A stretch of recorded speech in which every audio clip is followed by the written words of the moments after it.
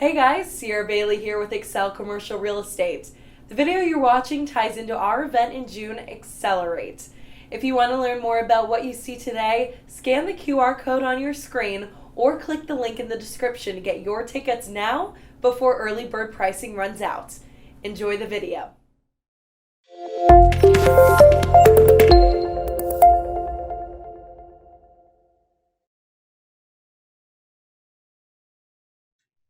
So I think first and foremost, I want to just start with, I don't want you guys to think that you have to be born with a silver spoon or you have to be born with parents that are rich or, all this opportunity. I was born in a very humble background in a small town in Indiana. My parents were, my mom was a dental hygienist, my dad was a builder, and, I built this from the ground up. I started with residential. I bought my first house when I was 24. I was a mortgage guy like Frank here. And, started putting my money aside at a young age. And what actually got me started doing rentals was I was doing loans for guys that were doing full-time real estate investing. And I was watching them purchase properties and, create cash flow. And these guys were, the one mentor that I had, he rented out our space for the mortgage company that we operated out of. He owned the strip mall, he owned other strip malls, all these commercial real estate properties. And I was like, you know what? I can do that. I know I can do that, right? So the inspiration for me to actually take action was seeing this guy that was living a dream life, hanging out with his kids all the time, being able to spend time with them. And I saw my grandfather work as a farmer and work in a factory his entire life. He worked 60, 70, 80 hours a week. And it's not just, sitting at a desk. It was backbreaking, labor work. And then when he's 64, he got a brain tumor and died.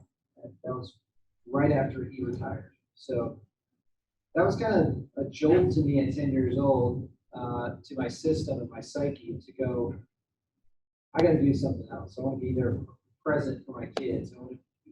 He built his own legacy, but I wanted to be present for my kids because we're never promised anything, right? So that was the catalyst that got me started. When I bought my first properties, they were simple duplexes, single family homes, quadplexes. I started in Indianapolis. That's where I was from. And back then in the early 2000s, you could buy duplexes and quads for 40, 50, 60,000. I know that Nashville is not like that, but there are extraneous markets where you can still find deals like that and build a pretty good cash flow portfolio. So that's how I got started. And there were Fannie Freddie loans. What I mean by that is there were conventional loans that you can get through a normal conventional mortgage process. And then eventually you get to a point where Fannie and Freddie only allow you so many properties before they'll stop lending you a traditional loan. Typically, I think it's 10 and then a single family or owner occupied in addition to that. The rules change all the time, so I'm sure I'm still relevant. So I hit that cap and started going, okay, what now? So I started looking at commercial loans. I started talking to commercial bankers, networking with those guys. That opened up a whole avenue for me to start looking at alternative ways to go about financing properties. I dove into hard money. I dove into private investors. I dove into commercial banks. I dove into partnering. Fast forward, met my wife. My brother was living in Nashville.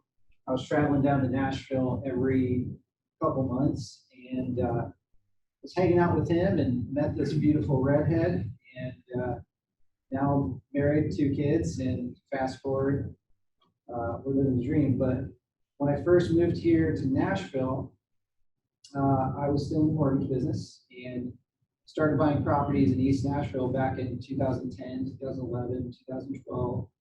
We all know what happened to that area. It appreciated really well. So I started using commercial loans for doing that because I had exceeded that 10 property rule.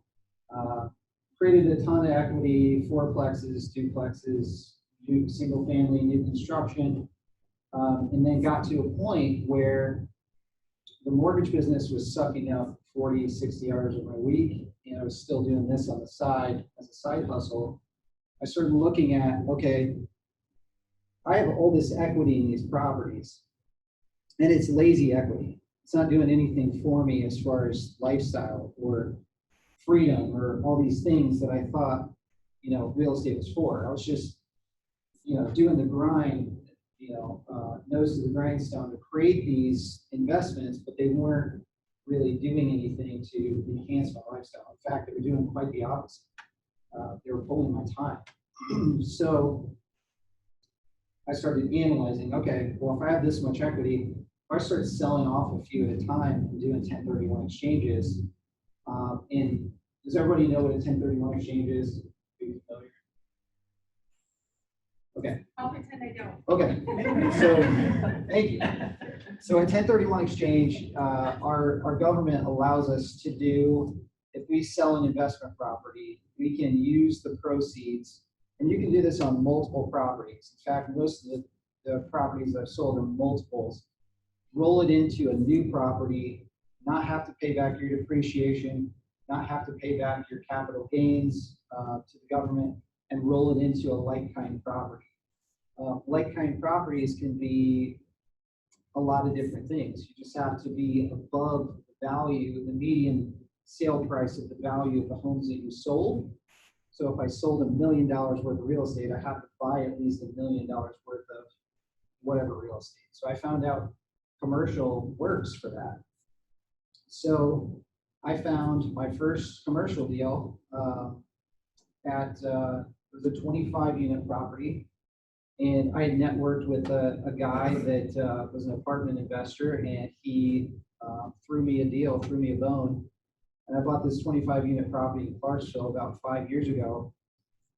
Found a bank that would lend me the money to do the rehab. I built a relationship with them through the duplexes, quads, new construction. And we rehabbed the entire 25 units, bought the property for $589. It just appraised last year for 1.4. We put like 220 into it. So we cash out refi, obviously got our whole down payment back and another 300,000 tax free. Guys, cash out refis are tax free events. So huge advantage with real estate. That's a gem that you can use to reinvest in other properties. And a lot of times, if you can find financing that allows you to keep your cash flow intact, like with amortization, lower rates, you can keep your cash flow nearly the same or close to what it is prior to cashing out. Pull out your money, go buy another deal, add to your passive cash flow, right? So I started deploying that strategy, and that was the catalyst. That was the life changer.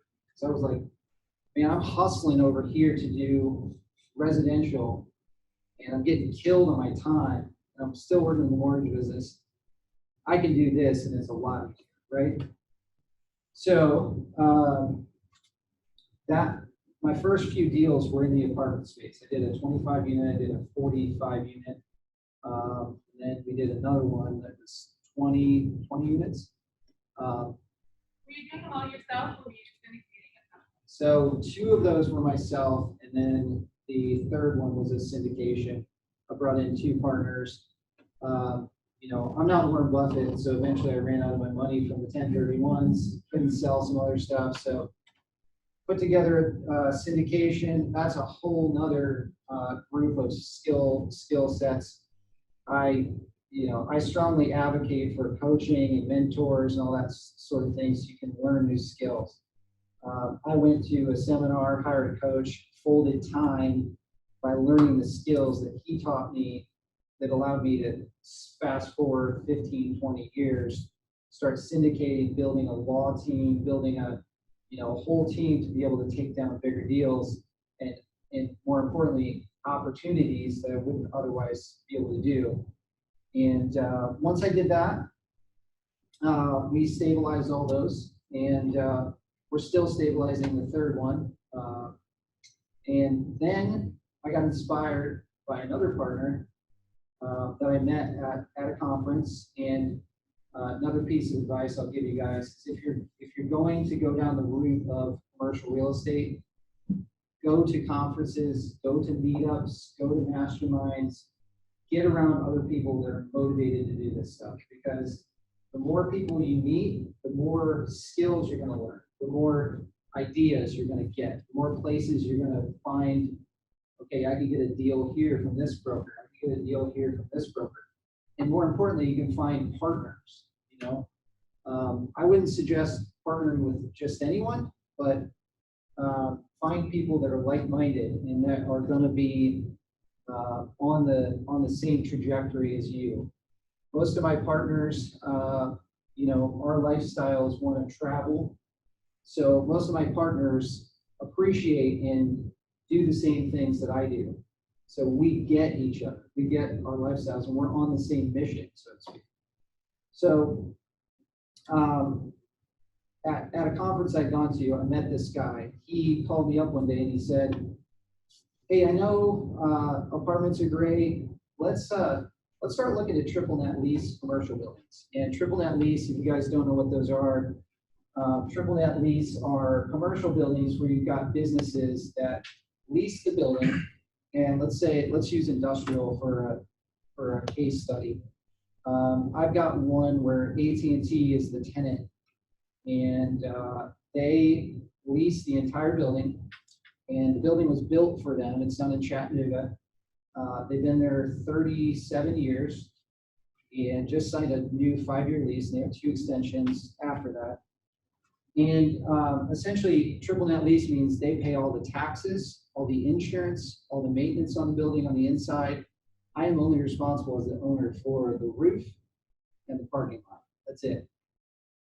So when I bought that property, I started looking at that going, okay, this income is very dependable. I've got all these expenses figured out. They're predictable. Nothing against apartments, because I feel like it's important to diversify.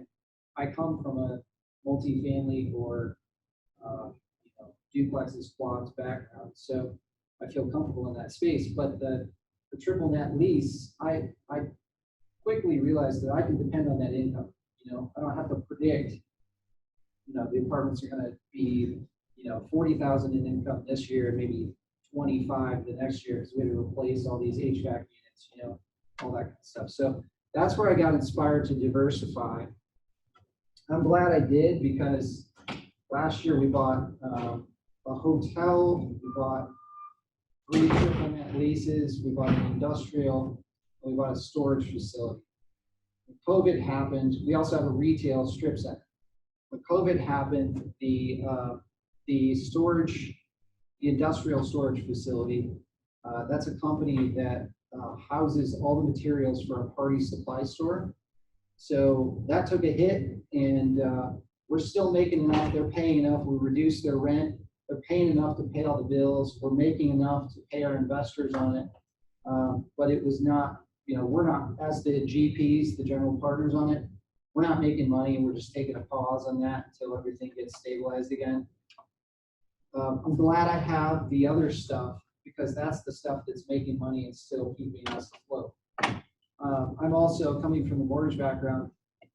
I'm intensely focused on living below my means, and making sure that all my expenses were, you know, our expenses for the family are about half of what we have cash flow.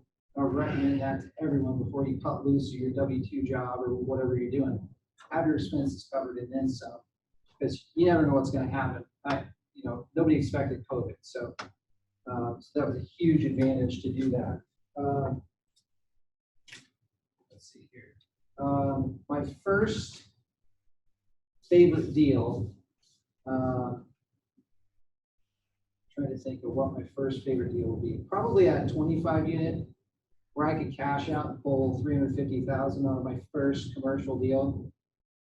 I got lucky.